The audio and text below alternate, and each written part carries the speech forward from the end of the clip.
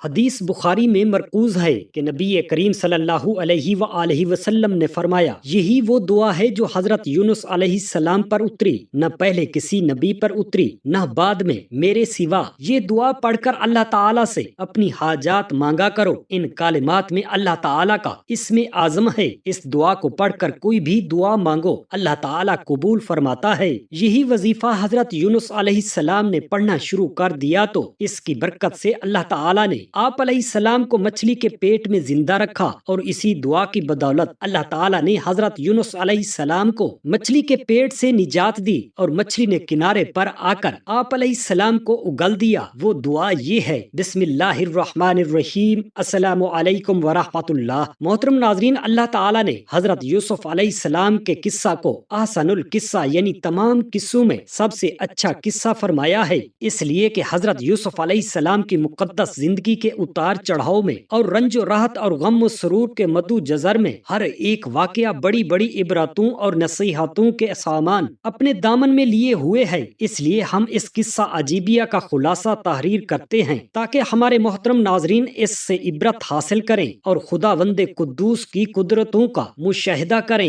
حضرت یعقوب علیہ السلام کے 12 بیٹے تھے، جن کے نام یہ ہیں: یہودا، روبیل، شمعون، لاوی، زبولون، یجر، دان، نفتائی، جد، اطہر، یوسف بن یامین۔ حضرت بن یامین حضرت یوسف علیہ السلام کے حقیقی بھائی تھے، باقی دوسری ماؤں سے تھے۔ حضرت یوسف علیہ السلام اپنے تمام بھائیوں میں سب سے زیادہ اپنے باپ کے پیارے اور لاڈلے تھے، اور چونکہ ان کی پیشانی پر نبوت کے نشان درخشاں تھے، اس لیے حضرت یعقوب علیہ السلام ان کا بے حد اکرام اور ان سے انتہائی محبت فرماتے تھے۔ 7 برس کی عمر میں حضرت یوسف علیہ السلام نے یہ خواب دیکھا کہ 11 ستارے اور چاند و سورج ان کو سجدہ کر رہے ہیں۔ حضرت یوسف علیہ السلام نے جب اپنا یہ خواب اپنے والد ماجد حضرت یعقوب علیہ السلام کو سنایا تو آپ علیہ السلام نے ان کو منع فرما دیا کہ پیارے بیٹے، خبردار، تم اپنا یہ خواب اپنے بھائیوں سے مت بیان کرنا، ورنہ وہ لوگ جذبہ حسد میں تمہارے خلاف کوئی خفیہ چال چل دیں گے۔ چنانچہ ایسا ہی ہوا کہ ان کے بھائیوں کو ان پر حسد ہونے لگا، یہاں تک کہ سب بھائیوں نے آپس میں مشورہ کر کے یہ منصوبہ تیار کر لیا کہ ان کو کسی طرح گھر سے لے جا کر جنگل کے کنویں میں ڈال دیا جائے۔ اس منصوبہ کی تکمیل کے لیے سب بھائی جمع ہو کر حضرت یعقوب علیہ السلام کے پاس گئے، اور بہت اصرار کر کے شکار اور تفریح کا بہانہ بنا کر حضرت یوسف علیہ السلام کو جنگل میں لے جانے کی اجازت حاصل کر لی، اور ان کو گھر سے کندھوں پر بٹھا کر لے چلے۔ لیکن جنگل میں پہنچ کر دشمنی کے جوش میں ان کو زمین پر پٹخ دیا، اور سب نے بہت زیادہ مارا۔ پھر ان کا کرتا اتار کر اور ہاتھ پاؤں باندھ کر ایک گہرے اور اندھیرے کنویں میں گرا دیا۔ لیکن فوراً ہی حضرت جبرائیل امین علیہ السلام نے کنویں میں تشریف لا کر ان کو غرق ہونے سے اس طرح بچا لیا کہ ان کو ایک پتھر پر بٹھا دیا جو اس کنویں میں تھا، اور ہاتھ پاؤں کھول کر تسلی دیتے ہوئے ان کا خوف و ہراس دور کر دیا۔ اور گھر سے چلتے وقت حضرت یعقوب علیہ السلام نے حضرت یوسف علیہ السلام کا جو کرتا تعویذ بنا کر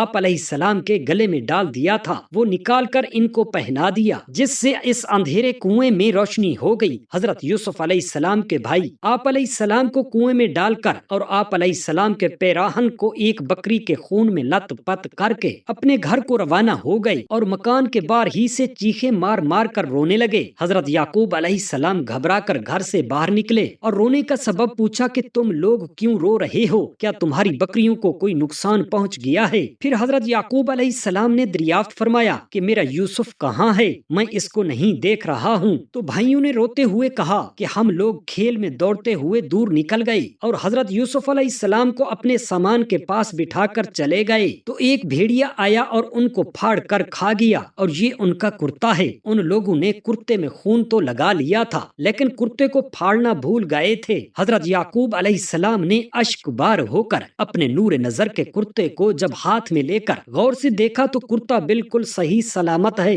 اور کہیں سے بھی پھٹا ہوا نہیں ہے۔ تو آپ علیہ السلام نے ان لوگوں کے مکر اور جھوٹ کو بھانپ گئے اور فرمایا کہ بڑا ہوشیار اور سیانہ بھیڑیا تھا کہ میرے یوسف کو تو پھاڑ کر کھا گیا مگر ان کے کرتے پر ایک ذرا سی خراش بھی نہیں آئی۔ اور آپ علیہ السلام نے صاف صاف فرما دیا کہ یہ سب تم لوگوں کی کارستانی اور مکر و فریب ہے۔ پھر آپ علیہ السلام نے دکھے ہوئے دل سے نہایت درد بھری آواز میں فرمایا، میرے بیٹے کا اللہ نگہبان ہے۔ حضرت یوسف علیہ السلام 3 دن اس کنویں میں تشریف فرما رہے۔ یہ کنواں کھاری تھا، مگر آپ علیہ السلام کی برکت سے اس کا پانی بہت لذیذ اور نہایت شیریں ہو گیا۔ اتفاق سے ایک قافلہ مدائن سے مصر جا رہا تھا، جب اس قافلہ کا ایک آدمی جس کا نام مالک بن زعر خزائی تھا پانی بھرنے کے لیے آیا اور کنویں میں ڈول ڈالا تو حضرت یوسف علیہ السلام ڈول پکڑ کر لٹک گئے۔ مالک بن زعر نے ڈول کھینچا تو آپ علیہ السلام کنویں سے باہر نکل آئے۔ جب اس نے آپ علیہ السلام کے حسن و جمال کو دیکھا تو اپنے ساتھیوں کو خوشخبری سنانے لگا۔ حضرت یوسف علیہ السلام کے بھائی جو اس جنگل میں روزانہ بکریاں چرایا کرتے تھے، برابر روزانہ کنویں میں جھانک جھانک کر دیکھا کرتے تھے۔ جب ان لوگوں نے آپ علیہ السلام کو کنویں میں نہیں دیکھا تو تلاش کرتے ہوئے قافلہ میں پہنچے اور آپ علیہ السلام کو دیکھ کر کہنے لگے، یہ تو ہمارا بھاگا ہوا غلام ہے جو بالکل ہی ناکارہ اور نافرمان ہے، یہ کسی کام کا نہیں ہے۔ اگر تم لوگ اس کو خریدو تو ہم بہت ہی سستا تمہارے ہاتھ فروخت کر دیں گے، مگر شرط یہ ہے کہ تم لوگ اس کو یہاں سے اتنا دور لے جا کر فروخت کرنا کہ یہاں تک اس کی خبر نہ پہنچے۔ حضرت یوسف علیہ السلام بھائیوں کے خوف سے خاموش کھڑے رہے اور ایک لفظ بھی نہ بولے۔ پھر ان کے بھائیوں نے ان کو مالک بن زار کے ہاتھ صرف 20 درہم میں فروخت کر دیا۔ مالک بن زار ان کو خرید کر مصر کے بازار میں لے گیا اور وہاں عزیز مصر نے ان کو بہت گراں قیمت دے کر خرید لیا اور اپنے شاہی محل میں لے جا کر اپنی ملکہ زلیخا سے کہا کہ تم اس غلام کو نہایت اعزاز و اکرام کے ساتھ اپنی خدمت میں رکھ لو۔ چنانچہ آپ علیہ السلام عزیز مصر کے شاہی محل میں رہنے لگے اور ملکہ زلیخا ان سے بہت محبت کرنے لگی، بلکہ ان کے حسن و جمال پر فریفتہ ہو کر عاشق ہو گئی، اور اس کا جوش عشق یہاں تک بڑھا کہ ایک دن زلیخا عشق و محبت میں والہانہ طور پر آپ علیہ السلام کو پھسلانے اور لبھانے لگی اور آپ علیہ السلام کو ہم بستری کی دعوت دینے لگی۔ آپ علیہ السلام نے معاذ اللہ کہہ کر انکار فرما دیا اور صاف کہہ دیا کہ میں اپنے مالک عزیز مصر کے ساتھ خیانت کر کے اس کے احسانوں کی ناشکری نہیں کر سکتا، اور آپ علیہ السلام گھر میں سے بھاگ نکلے تو ملکہ زلیخا نے دوڑ کر پیچھے سے آپ علیہ السلام کا پیراہن پکڑ لیا اور آپ علیہ السلام کا پیراہن پیچھے سے پھٹ گیا۔ عین اسی حالت میں عزیز مصر مکان میں آ گئی اور دونوں کو دیکھ لیا تو زلیخا نے آپ علیہ السلام پر تہمت لگا دی۔ عزیز مصر حیران ہو گیا کہ ان دونوں میں سے کون سچا ہے۔ اتفاق سے مکان میں ایک 4 ماہ کا بچہ جو جھولے میں لیٹا ہوا تھا، اس نے شہادت دی کہ اگر کرتا آگے سے پھٹا ہوا ہو تو یوسف علیہ السلام قصوروار ہیں، اور اگر کرتا پیچھے سے پھٹا ہو تو زلیخا کی خطا ہے اور یوسف علیہ السلام بے قصور ہیں۔ جب عزیز مصر نے دیکھا تو کرتا پیچھے سے پھٹا ہوا تھا، فوراً عزیز مصر نے زلیخا کو خطا وار قرار دے کر ڈانٹا اور حضرت یوسف علیہ السلام سے یہ کہا کہ اس کا خیال و ملال نہ کیجیے۔ پھر زلیخا کے مشورہ سے عزیز مصر نے حضرت یوسف علیہ السلام کو قید خانہ میں بھجوا دیا۔ اس طرح اچانک حضرت یوسف علیہ السلام عزیز مصر کے شاہی محل سے نکل کر جیل خانہ کی کوٹڑی میں چلے گئے، اور آپ علیہ السلام نے جیل میں پہنچ کر یہ کہا کہ اے اللہ تعالیٰ، یہ قید خانہ کی کوٹڑی مجھ کو اس بلا سے زیادہ محبوب ہے جس کی طرف زلیخا مجھے بلا رہی تھی۔ پھر آپ علیہ السلام 7 برس یا 12 برس جیل خانہ میں رہے اور قیدیوں کو توحید اور اعمال صالحہ کی دعوت دیتے اور وعظ فرماتے رہے۔ یہ عجیب اتفاق کہ جس دن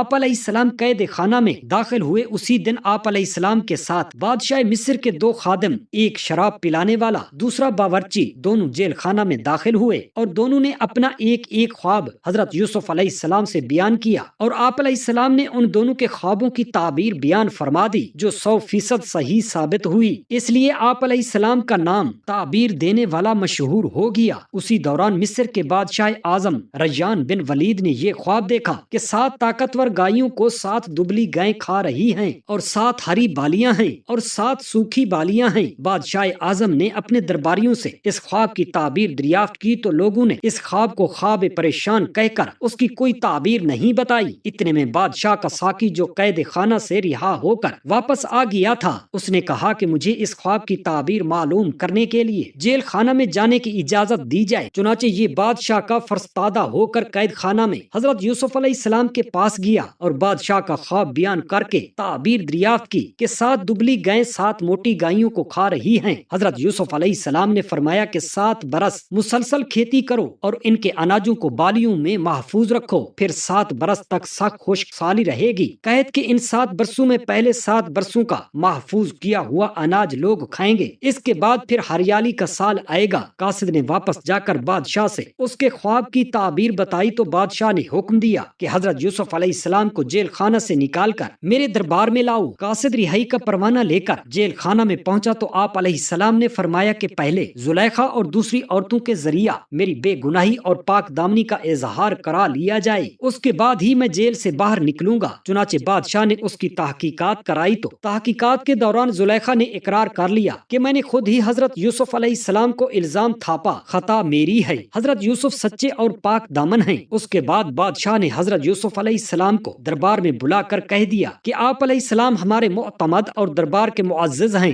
حضرت یوسف علیہ السلام نے کہا کہ آپ زمین کے خزانوں کے انتظامی امور اور حفاظتی نظام کے انتظام پر میرا تقرر کر دیں، میں پورے نظام کو سنبھال لوں گا۔ بادشاہ نے خزانے کا انتظامی معاملہ اور ملک کے نظام و انصرام کا پورا شعبہ آپ علیہ السلام کے سپرد کر دیا۔ اس طرح ملک مصر کی حکمرانی کا اقتدار آپ علیہ السلام کے پاس آ گیا۔ اس کے بعد آپ علیہ السلام نے خزانوں کا نظام اپنے ہاتھ میں لے کر 7 سال تک کھیتی کا پلان بنایا اور اناجوں کو بالیوں میں محفوظ رکھا، یہاں تک کہ قحط اور خشک سالی کا دور شروع ہو گیا تو پوری سلطنت کے لوگ غلے کی خریداری کے لیے مصر آنا شروع ہو گئے اور آپ علیہ السلام نے غلوں کی فروخت شروع کر دی۔ اسی سلسلے میں آپ علیہ السلام کے بھائی کنعان سے مصر آئے۔ حضرت یوسف علیہ السلام نے ان لوگوں کو دیکھتے ہی پہلی نظر میں پہچان لیا، مگر آپ علیہ السلام کے بھائیوں نے آپ کو بالکل ہی نہیں پہچانا۔ آپ علیہ السلام نے ان لوگوں کو غلہ دے دیا اور پھر فرمایا کہ تمہارا ایک بھائی بنیامین ہے، آئندہ اس کو بھی ساتھ لے کر آنا، اگر تم لوگ آئندہ اس کو نہ لائے تو تمہیں غلہ نہیں ملے گا۔ بھائیوں نے جواب دیا کہ ہم اس کے والد کو رضامند کرنے کی کوشش کریں گے۔ پھر حضرت یوسف علیہ السلام نے اپنے غلاموں سے کہا کہ تم لوگ ان کی نقدیوں کو ان کی بوریوں میں ڈال دو، تاکہ یہ لوگ جب اپنے گھر پہنچ کر ان نقدیوں کو دیکھیں گے تو امید ہے کہ ضرور یہ لوگ واپس آئیں گے۔ چنانچہ جب یہ لوگ اپنے والد کے پاس پہنچے تو کہنے لگے کہ ابا جان اب کیا ہوگا؟ عزیز مصر نے تو یہ کہہ دیا ہے کہ جب تک تم لوگ بنیامین کو ساتھ لے کر نہ آؤ گے تمہیں غلہ نہیں ملے گا، لہٰذا آپ علیہ السلام بنیامین کو ہمارے ساتھ بھیج دیں تاکہ ہم ان کے حصہ کا بھی غلہ لے لیں، اور آپ علیہ السلام اطمینان رکھیں کہ ہم لوگ ان کی حفاظت بخوبی کریں گے۔ اس کے بعد جب ان لوگوں نے اپنی بوریوں کو کھولا تو حیران رہ گئے کہ ان کی رقمیں اور نقدیاں ان کی بوریوں میں موجود تھیں۔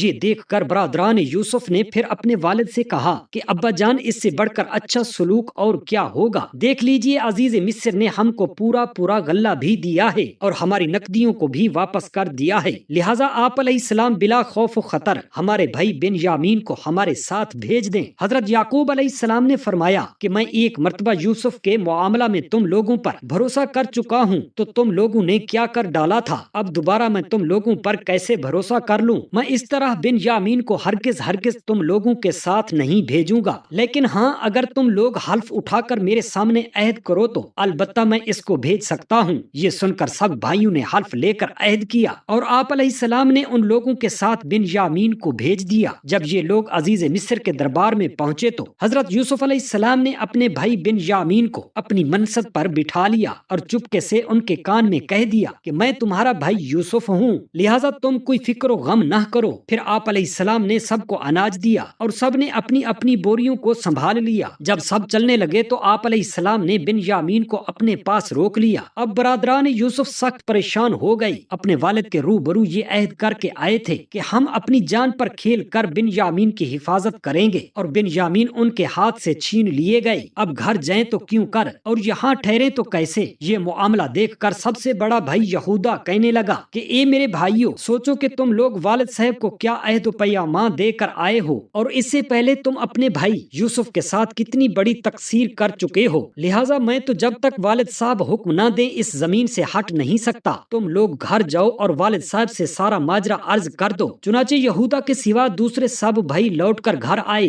اور اپنے والد سے سارا حال بیان کیا تو حضرت یعقوب علیہ السلام نے فرمایا کہ یوسف کی طرح بنیامین کے معاملہ میں بھی تم لوگوں نے ہیلا سازی کی ہے، تو میں صبر کرتا ہوں اور صبر بہت اچھی چیز ہے۔ پھر آپ علیہ السلام نے منہ پھیر کر رونا شروع کر دیا اور کہا کہ ہائے افسوس، اور حضرت یوسف علیہ السلام کو یاد کر کے اتنا روئے کہ شدت غم سے نڈھال ہو گئے اور روتے روتے آنکھیں سفید ہو گئیں۔ آپ علیہ السلام کی زبان سے یوسف علیہ السلام کا نام سن کر حضرت یعقوب علیہ السلام سے ان کے بیٹوں پوتوں نے کہا کہ ابا جان آپ ہمیشہ یوسف علیہ السلام کو یاد کرتے رہیں گے یہاں تک کہ لب گور ہو جائیں یا جان سے گزر جائیں۔ اپنے بیٹوں اور پوتوں کی بات سن کر آپ علیہ السلام نے فرمایا کہ میں اپنے غم اور پریشانی کی فریاد اللہ ہی سے کرتا ہوں، اور میں جو کچھ جانتا ہوں وہ تم لوگوں کو معلوم نہیں۔ اے میرے بیٹو، تم لوگ جاؤ اور یوسف اور اس کے بھائی بنیامین کو تلاش کرو، اور خدا تعالیٰ کی رحمت رحمت سے مایوس مت ہو جاؤ، کیونکہ خدا تعالیٰ کی رحمت سے مایوس ہو جانا کافروں کا کام ہے۔ چنانچہ برادران یوسف پھر مصر کو روانہ ہوئے اور جا کر عزیز مصر سے کہا کہ اے عزیز مصر، ہمارے گھر والوں کو بہت بڑی مصیبت پہنچ گئی ہے اور ہم چند کھوٹے سکے لے کر آئے ہیں، لہٰذا آپ بطور خیرات کے کچھ غلہ دے دیجئے۔ اپنے بھائیوں کی زبان سے گھر کی داستان اور خیرات کا لفظ سن کر حضرت یوسف علیہ السلام پر رکت طاری ہو گئی، اور آپ علیہ السلام نے بھائیوں سے پوچھا کہ تم لوگوں کو یاد ہے کہ تم لوگوں نے یوسف اور اس کے بھائی بنیامین کے ساتھ کیا سلوک کیا تھا؟ یہ سن کر بھائیوں نے حیران ہو کر پوچھا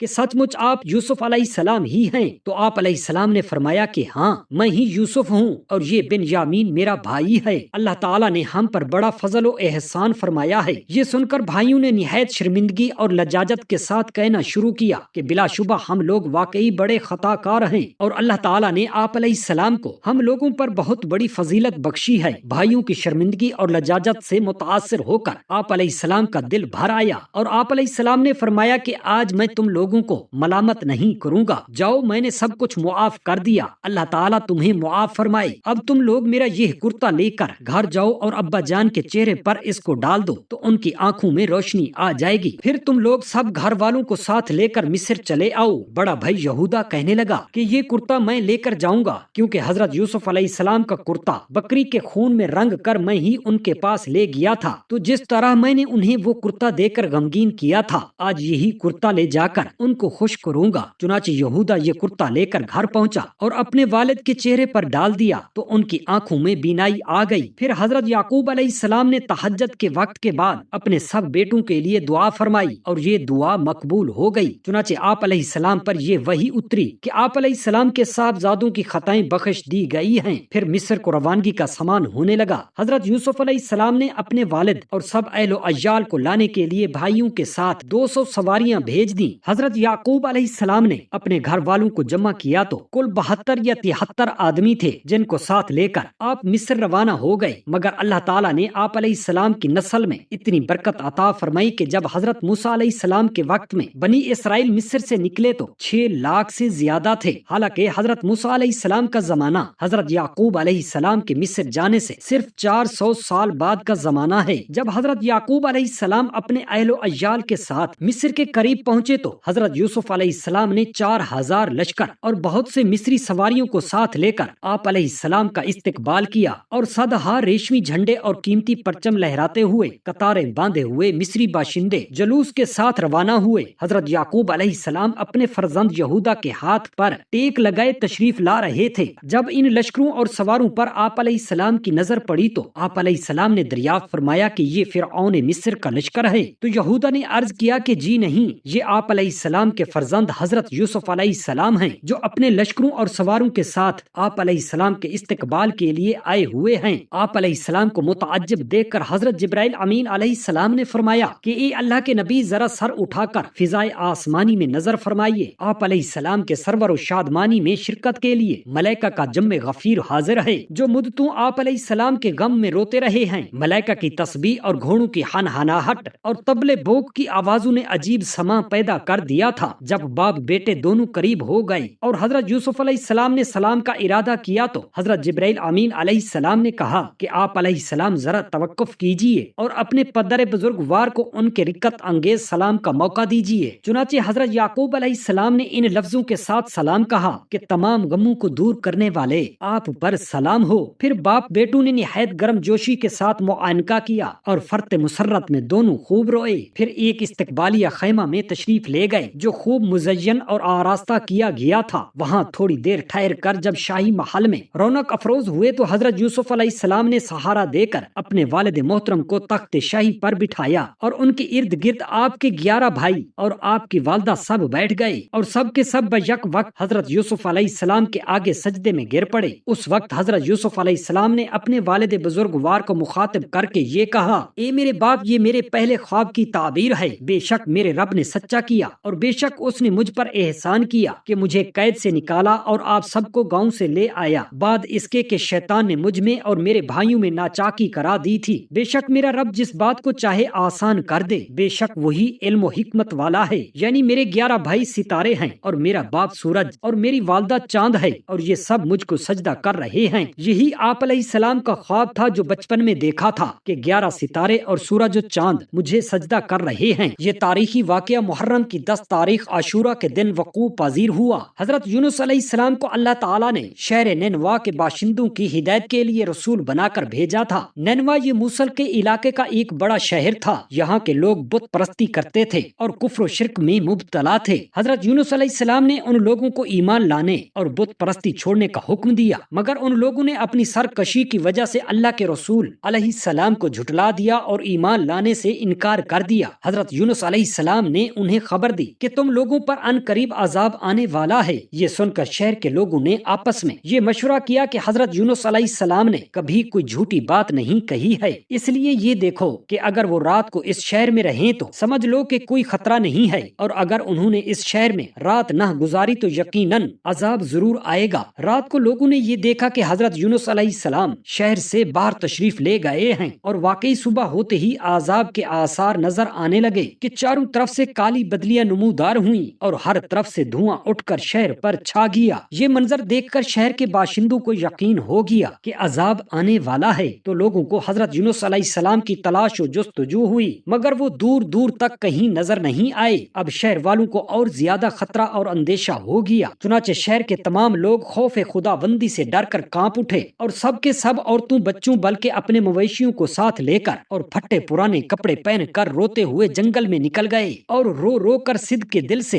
حضرت یونس علیہ السلام پر ایمان لانے کا اقرار و اعلان کرنے لگے۔ شوہر بیوی سے اور مائیں بچوں سے الگ ہو کر سب کے سب استغفار میں مشغول ہو گئے، اور دربار باری تعالیٰ میں گڑ گڑا کر گریہ زاری شروع کر دی۔ جو مظالم آپس میں ہوئے تھے ایک دوسرے سے معاف کرانے لگے، اور جتنی حق تلفیاں ہوئی تھیں سب کی آپس میں معافی تلافی کرنے لگے۔ سچی توبہ کر کے خدا تعالیٰ سے یہ عہد کر لیا کہ حضرت یونس علیہ السلام جو کچھ خدا کا پیغام لائے ہیں ہم اس پر صدق کے دل سے ایمان لائے، اور حضرت یونس علیہ السلام کی بتائی ہوئی دعا پڑھنے لگے۔ اللہ تعالیٰ کو شہر والوں کی بے قراری اور مخلصانہ گریہ زاری پر رحم آیا اور عذاب اٹھا لیا گیا۔ ناگہاں دھواں اور عذاب کی بدلیاں رفع ہو گئیں، اور تمام لوگ پھر شہر میں آ کر امن و چین کے ساتھ رہنے لگے۔ طبرانی شریف کی روایت ہے کہ شہر نینوا پر جب عذاب کے آثار ظاہر ہونے لگے اور حضرت یونس علیہ السلام باوجود تلاش و جستجو کے لوگوں کو نہیں ملے تو شہر والے گھبرا کر اپنے ایک عالم کے پاس گئے جو صاحب ایمان اور شیخ الوقت تھے، اور ان سے فریاد کرنے لگے تو انہوں نے حکم دیا کہ تم لوگ یہ دعا پڑھیں۔ لوگوں نے یہی دعا پڑھ کر دعا مانگی تو عذاب ٹل گیا۔ عذاب ٹل جانے کے بعد جب حضرت یونس علیہ السلام شہر کے قریب آئے تو آپ علیہ السلام نے شہر میں عذاب کا کوئی اثر نہیں دیکھا۔ لوگوں نے عرض کیا کہ آپ علیہ السلام اپنی قوم میں تشریف لے جائیے، تو آپ علیہ السلام نے فرمایا کہ کس طرح اپنی قوم میں جا سکتا ہوں؟ میں تو ان لوگوں کو عذاب کی خبر دے کر شہر سے نکل گیا تھا، مگر عذاب نہیں آیا،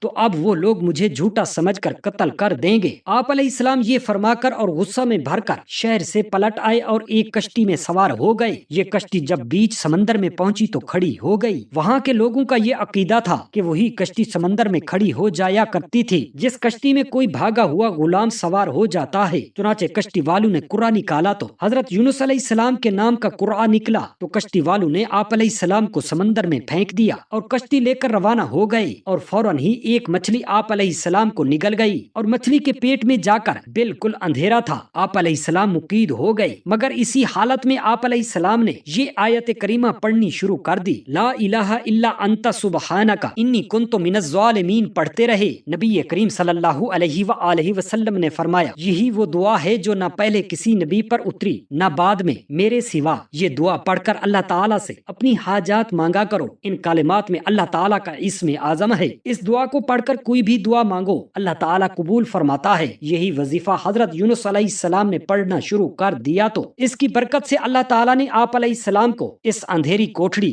یعنی مچھلی کے پیٹ سے نجات دی، اور مچھلی نے کنارے پر آ کر آپ علیہ السلام کو اگل دیا۔ اس وقت آپ علیہ السلام بہت ہی نحیف و کمزور ہو چکے تھے۔ خدا تعالیٰ کی شان کے اس جگہ کدو کی ایک بیل اگ گئی، اور آپ علیہ السلام اس کے سایہ میں آرام کرتے رہے۔ پھر جب آپ علیہ السلام میں کچھ توانائی آ گئی تو آپ علیہ السلام اپنی قوم میں تشریف لائے، اور سب لوگ انتہائی محبت و احترام کے ساتھ پیش آ کر آپ علیہ السلام پر ایمان لائے۔ اللہ تعالیٰ ہم تمام مسلمان بہن بھائیوں پر اپنا فضل و کرم قائم رکھے، آمین یا رب العالمین۔ جزاک اللہ خیرا کثیرا۔